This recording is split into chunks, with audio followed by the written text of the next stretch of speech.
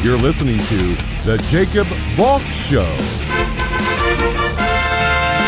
He's breaking down the latest and greatest in sports as only he can.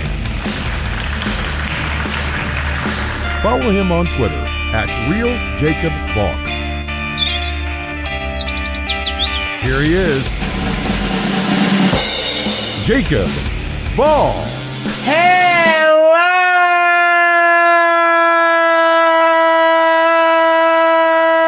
sports fans!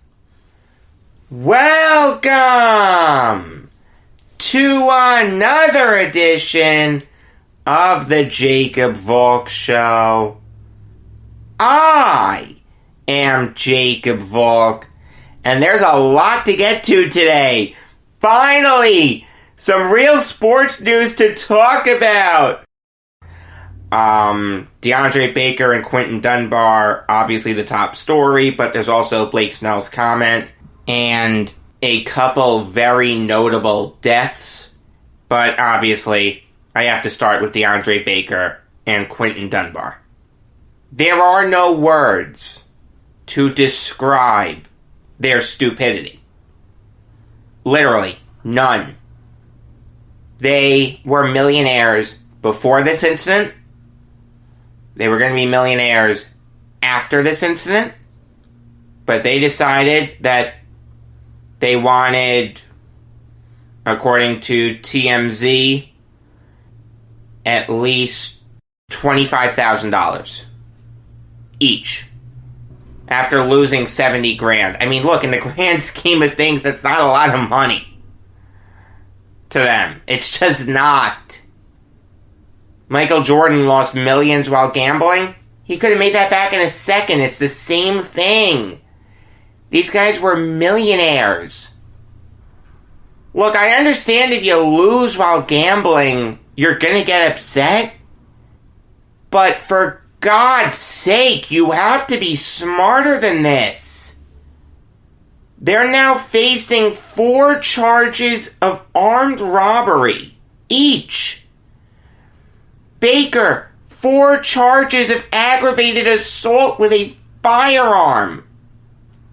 Their NFL careers are done. You want to tell me due process? Hey, I get that. I'm all for that. But this seems pretty cut and dry to me. You've got a lot of witnesses saying that it was DeAndre Baker and Quinton Dunbar. You know, this isn't like Joe Schmo robbing you. These are NFL players. People are going to know if they rob you. It doesn't matter if you're Aaron Rodgers or Ian Berryman. Odds are someone will be able to figure out who you are. I mean, this is just the literal definition of stupidity. And this isn't going to be some slap on the wrist either. Florida has mandatory minimums. 10 to 20. Maybe even life for felonies in which a firearm is used or attempted to be used, according to Michael McCann of Sports Illustrated. Dunbar's done after 10 years, and Baker will be done after 10 years. It doesn't matter how young he is. You're not playing football for 10 years, and you're convicted of something? No one's going to take a chance on you.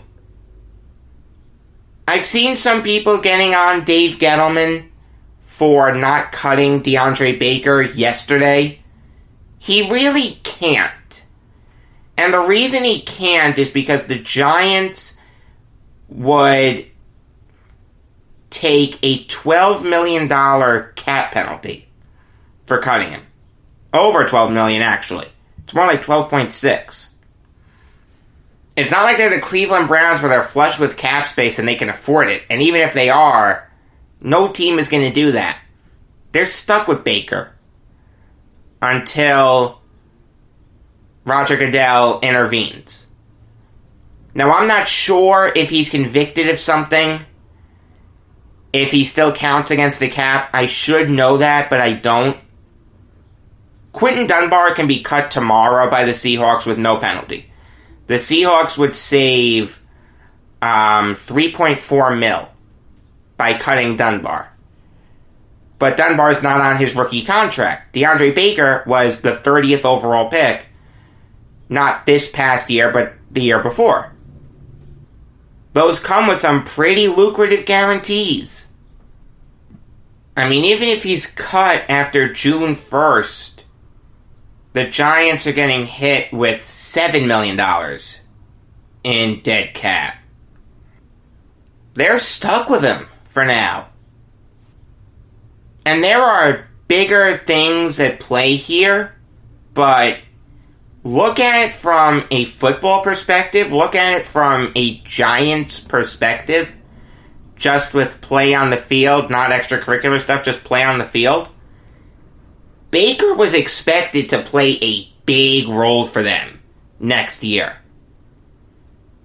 It was going to be Bradbury and Baker.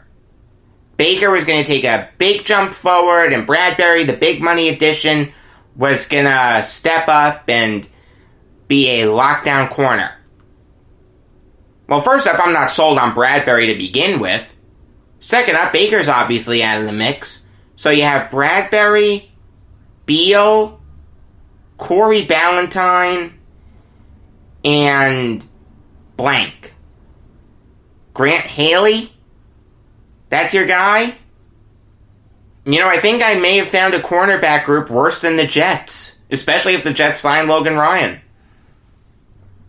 You know, it's kind of funny. Mike Francesa got some heat for criticizing the Corey Ballantyne pick because Ballantyne was shot and it was probably wrong place, wrong time, but Mike still got some heat for his comments. He shouldn't have gotten heat, but he still did. He's proven right now with Baker. Let me tell you, that draft class with Jones, Baker, and Ballantyne, Jimenez, Lawrence, whoever, that's not looking too good. That draft class isn't looking too good. Both from an on-field and off-field perspective. Now again, I know what people are going to say. They're going to say, Jacob, these people have to be innocent until proven guilty. Let's wait until they're convicted. Look, I'm with you there. I'm a big due process guy. Nothing upsets me more than false accusations. But I don't see how they're going to get out of this. I just don't. There are numerous witnesses placing these guys at the scene. And to make matters worse, there were reports saying that DeAndre Baker told a third person to shoot someone. As if armed robbery wasn't enough. He was going to add murder to it. McCann brought up an interesting point. If they were under the influence of something, then maybe the punishment will be a little more lenient. That's tough to prove. Especially because these guys haven't turned themselves in. If they had turned themselves in right away, then yeah, they can have a drug test right away and we'd be able to see if they really had anything, whether it was alcohol, drugs, whatever. Can't prove that now. I mean, these guys are done. It's just that simple. We're never going to see these guys on a football field again. I mean, the Giants' goose is cooked when it comes to corners. They're going to be terrible. The Seahawks are going to be terrible. They traded to get Dunbar. They knew they needed cornerback help. You take a look at their depth chart now. Shaq Griffin is solid, but you have Trey Flowers, Naco Thorpe, Brian Allen, Lyndon Stevens. I mean, I don't know who some of these guys are.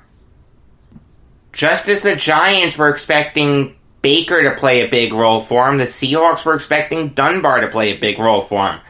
there were some Jets fans that were upset that they didn't trade for Dunbar. Joe Douglas looks like a genius right now. I mean, Quinton Dunbar was the second best cornerback in the league last year, according to Pro Football Focus. He had everything going for him, the best opportunity he's ever had to win a Super Bowl. I'm not saying the Seahawks were gonna win a Super Bowl, but they had a decent chance of it. When you have Russell Wilson as your quarterback, you're always a Super Bowl threat. Instead, he throws it all away. Look, I understand we're all getting stir-crazy because we all have to stay inside. I mean, it's been 2 months and we're stuck with our families. That would drive anyone nuts. You want an escape, and gambling is a fun way to do it. I understand that. I've been to Las Vegas. I've gambled. Granted, not with $70,000, but I have gambled. I understand the rush of it. I'm not begrudging these guys for gambling.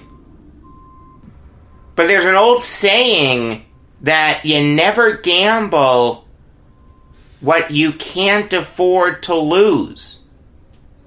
And if these guys cared that much about $70,000, here's a crazy idea. Don't gamble it! You idiots! Do you have any idea how many people would kill to be you? There are free agent cornerbacks right now begging for a shot, working out, trying to stay in shape. They'd kill to be you.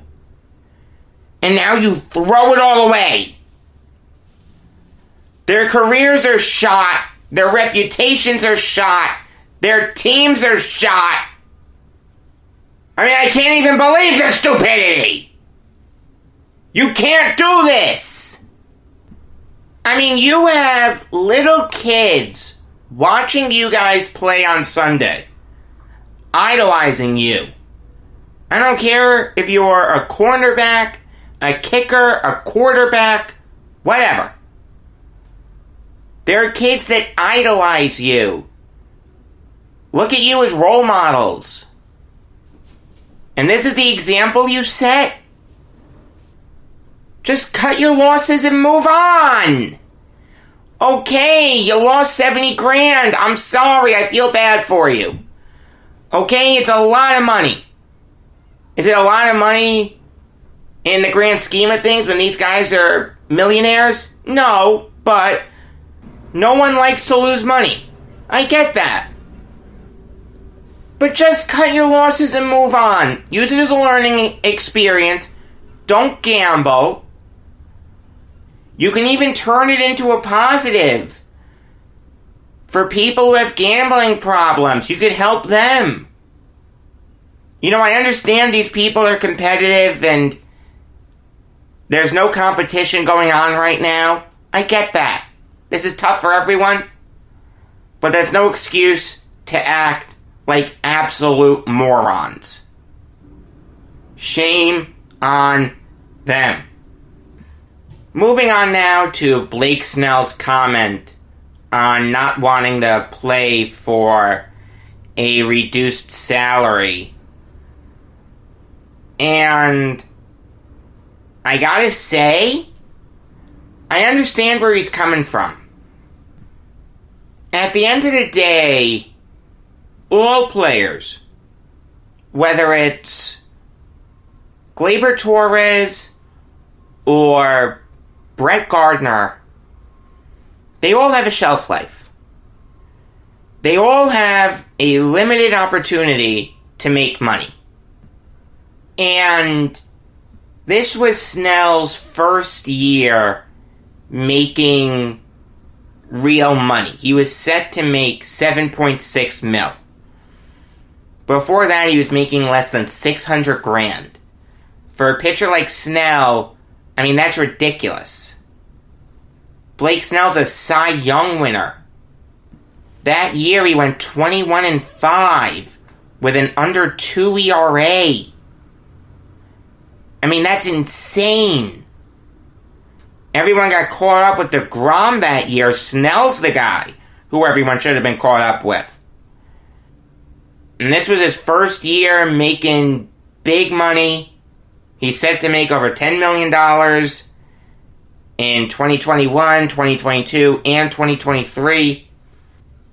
I mean, he's not a young kid. He's 27 years old.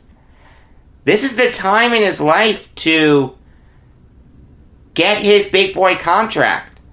And I understand his point where it's getting slashed and he doesn't want to play for it. He doesn't think it's commensurate with the risk. I understand that.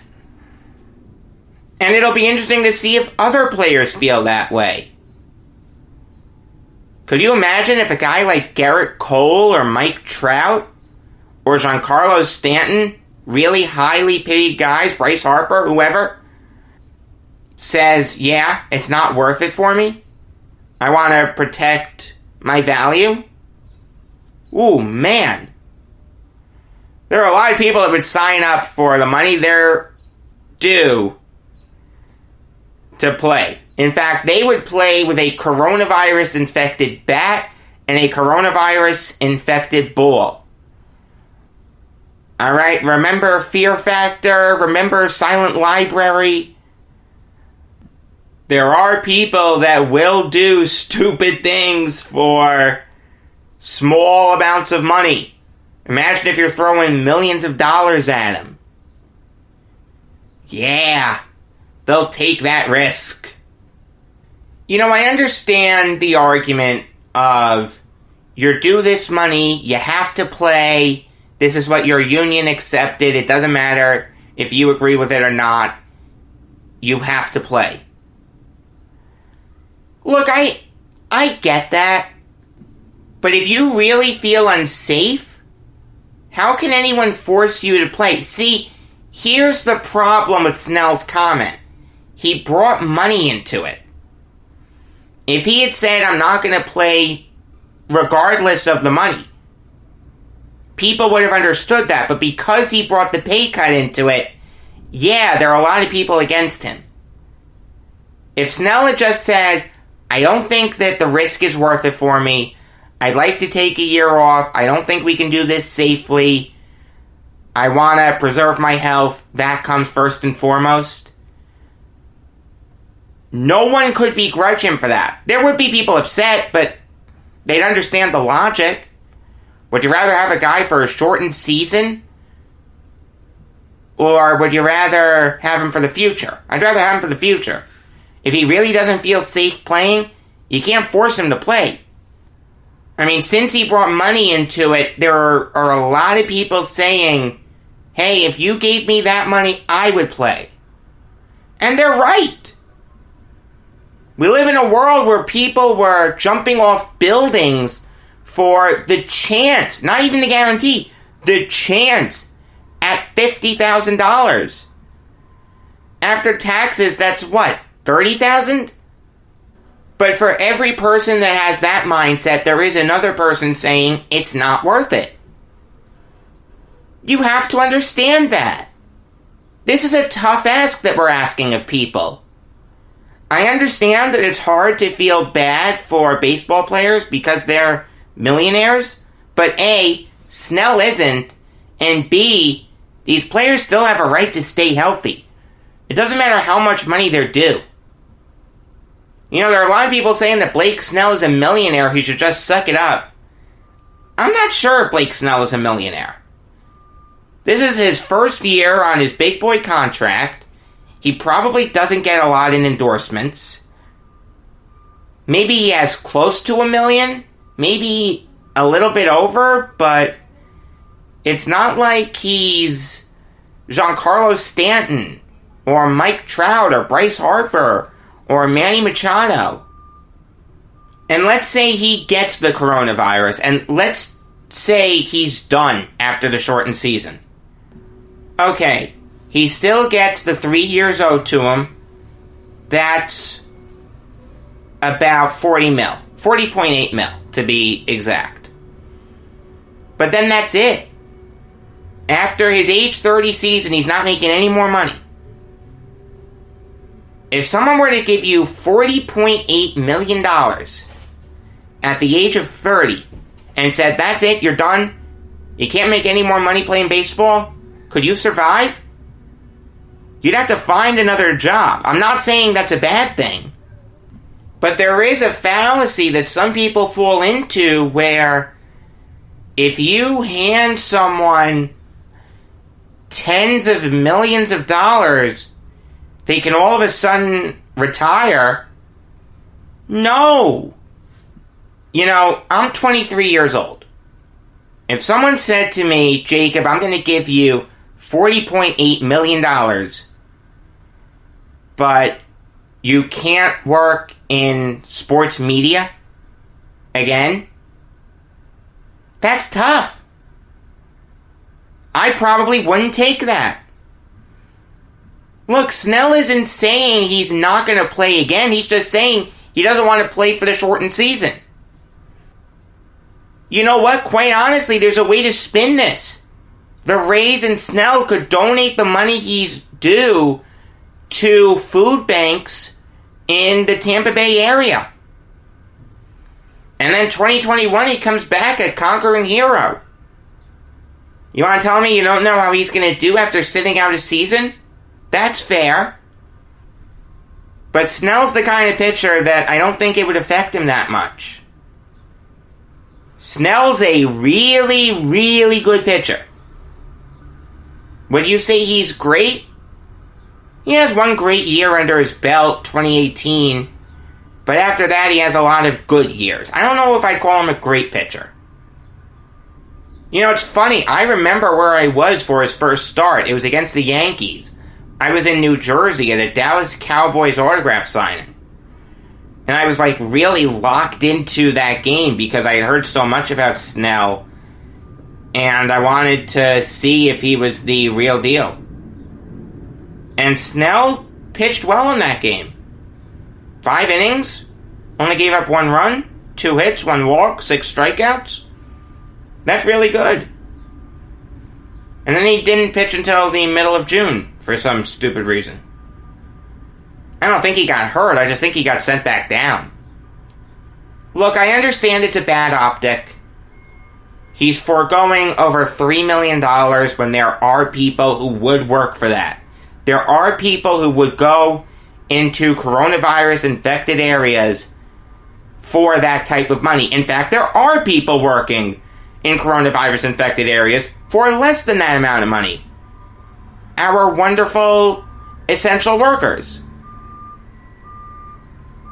I don't know if you can hear the construction outside. I mean, they're essential. They're working for less than $3.5 million. I can promise you that. I understand it's not a good look. And Snell probably should have phrased his sentence better. I mean, it was an off-the-cuff comment on a Twitch stream, alright? You really can't begrudge him too much for not, delivering the I have a dream speech. I understand his point. I really do. It's a bad optic. There are a lot of people that are going to be upset at him. I get that. But I can't begrudge it. I understand his point. There are a couple notable deaths that I want to talk about. And the first one is Bob Watson. There is no question that Bob Watson is one of the most underrated players of the 1970s. This is a guy who would constantly hover around 280, 290, maybe even 300. Would give you 15 homers, 70 or so RBIs every year. And he was hurt a lot by playing in the Astrodome. It took him a while to become a regular in Major League Baseball. His first ML at-bat was in 1966. He didn't become a regular until 1971. But all that time sitting on the bench and playing in the minors paid off, as Watson put together a really good year in 71. Hit .288 with 9 homers and 67 RBIs. He wasn't the power hitter that he'd become, but that's a solid season. 72, he took a massive leap. Hit .312, 16 homers, 86 RBIs, and he had a similar year in 73 while making his first All-Star team. And Watson consistently had those years in the 70s. 75, he made an All-Star team. Finished that year .324, 18 homers, 85 RBIs. Year after that, .313, 16 homers, 102 RBIs. Year after that, .289, 22 homers, 110 RBIs. Look, Watson was overshadowed by some of the giants of 1970s baseball. Guys like Reggie Jackson and Johnny Bench and Thurman Munson were getting the headlines. Watson was consistently really, really good. This is a guy who in 1979 became the first player in baseball history to hit for the cycle in both leagues. In 1980, with the Yankees, he made the playoffs for the first time in his career. Really good free agent signing by the Yankees for 1 year. He hit .307 with 13 homers and 68 RBIs. In the 1980 ALCS, he hit .500 with 4 extra base hits. Then in 1981, after having a bad regular season, Watson hit .438 for the Yankees in the ALDS against the Brewers. In the ALCS, he wasn't that good, only hit .250. But then in the World Series, he raked. He hit .318 with 2 homers, 7 RBIs. After that, his career petered out. He was traded for Scott Patterson, who later became an actor for the Gilmore Girls. So if you like that show, shout out to you. I have never seen an episode of the Gilmore Girls in my life. When you say the name Bob Watson to the big baseball fan, he'll tell you that he scored the millionth run in baseball history. I've mentioned that story before when I was talking about Dave Concepcion, because Concepcion scored the millionth and first. That and the cycle. 2 pretty good trivia questions. After retirement, Watson went into coaching, became the hitting coach for the Oakland Athletics, helped them win the pennant in 1988, helped Mark McGwire and Jose Canseco immensely. The Bash brothers were insane. I mean, McGwire that year had 32 homers and 99 RBIs. Watson helped him. Canseco, 42 homers, 124 RBIs, 40 steals, and a .307 average. Dave Henderson also had a good year that year, .304, 24 homers, 94 RBIs. Watson helped. Then he went into the front office and really made his mark. He started out with the Astros, wasn't that good, made some bad trades. Traded Ken Caminiti to the Padres, traded Phil Nevin to the Tigers. Not his best moves. But then he got to the Yankees and made some key trades that, without them, they don't win the 96 World Series. He traded for Joe Girardi.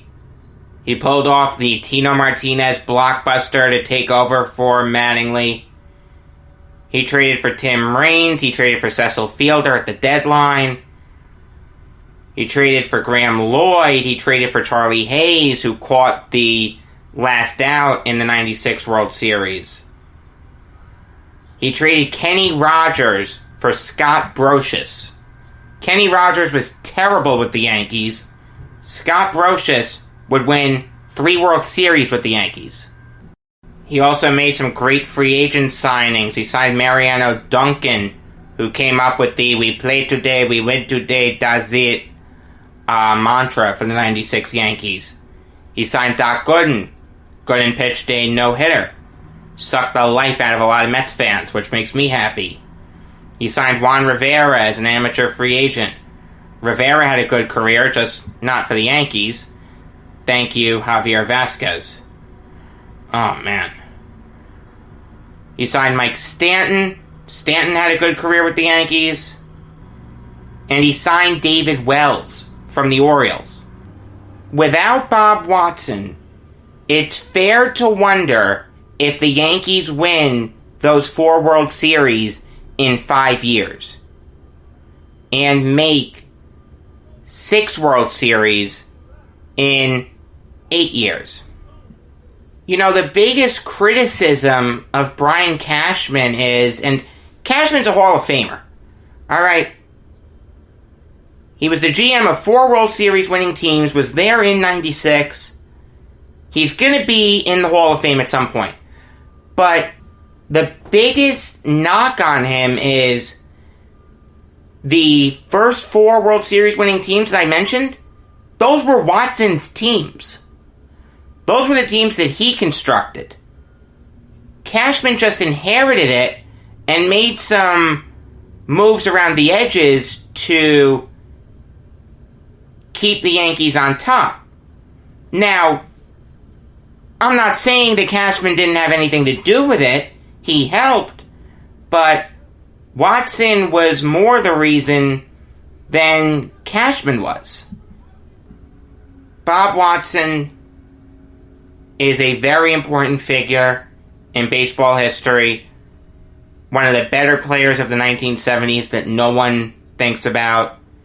And the architect of, you can make the argument, 4 World Series winning teams. May he rest in peace. The other death that I want to talk about is one that really flew under the radar. It shouldn't have, because this guy was a good college football coach, and that is Pepper Rodgers. It's okay if you don't know the name. Not the most household of names, but Rodgers was the head coach of some pretty darn good college football teams. He started his head coaching career in 1967 for the Kansas Jayhawks. His first year, they went 5-5, a huge improvement from the Jack Mitchell years. If you know your history, Jack Mitchell, towards the end of his tenure at Kansas, was a terrible coach. Had some good years for him earlier, but towards the end, really bad. In 1968, the Jayhawks went 9-2. And on the backs of Bobby Douglas, John Riggins, yeah, that's right, John Riggins, Donnie Shanklin was his backup, and George McGowan, the Jayhawks made the Orange Bowl, but they lost in a very close game, 15-14, to Penn State. That's actually a very controversial game, because Penn State went for 2 at the end of that game. They fell short, but Kansas had 12 men on the field, so they got a redo. And then Bob Campbell was able to plow it in for Penn State and give them the 1-point victory. Much like his predecessor, Rodgers finished his Kansas career really badly, went 1-9, and then 5-6. He ended up going to UCLA. Had a terrible year in 71, went 2-7-1, but then in 1972, he installed the wishbone offense and had a really good college quarterback. Now, this guy did nothing in the pros, but I think he's okay with that because he's had a successful career. Mark Harmon. Yeah, Mark Harmon, the star of NCIS. The guy couldn't throw a football to save his life, but in that wishbone offense, he was able to use his athleticism, and when he combined that with guys like Kermit Johnson, James McAllister, Rob Scribner, and Randy Tyler, UCLA had 5 players rush for over 400 yards. And here's an interesting fact for you, and Nebraska fans won't like this. The Nebraska Cornhuskers in the early 70s were insanely dominant. Bob Devaney was a great coach. Tom Osborne was a great coach. Nebraska was a dynasty. In 72, they opened up the season against UCLA. They were riding a 32-game unbeaten streak. UCLA won 20-17. Think about that. After finishing 2-7-1 the year before, you open up the season by snapping a 32-game winning streak. That's insane. UCLA finished 8-3 that year. Finished 15th in the final AP poll. 73, they went 9-2. Finished 12th in the final AP poll. Again, they had the wishbone offense. 5 players rushed for over 400 yards. Kermit Johnson had a great year. James McAllister, Mark Harmon, John Sierra, and Charlie Schumann. I'm pretty sure I butchered some of those names. Rodgers then went to Georgia Tech, and he was a decent coach there. He wasn't great. He finished over 500 in 4 of his 6 years there, but he only made 1 bowl game, the Peach Bowl in 1978, which Georgia Tech ended up losing 41-21 to Purdue. But Rodgers overall was a solid coach. If you look at it through a modern lens, Georgia Tech would have made some bowl games, probably would have won at least one. Very, very good coach. May he rest in peace. I hope you have a good weekend. Stay safe, stay inside, stay healthy. There is a light at the end of the tunnel. It seems like we're nearing the end of this. But until Monday, I am Jacob Valk saying that Bobby Richardson didn't smoke, drink, chew tobacco, or stay out late. Yet somehow, he still only hit 250.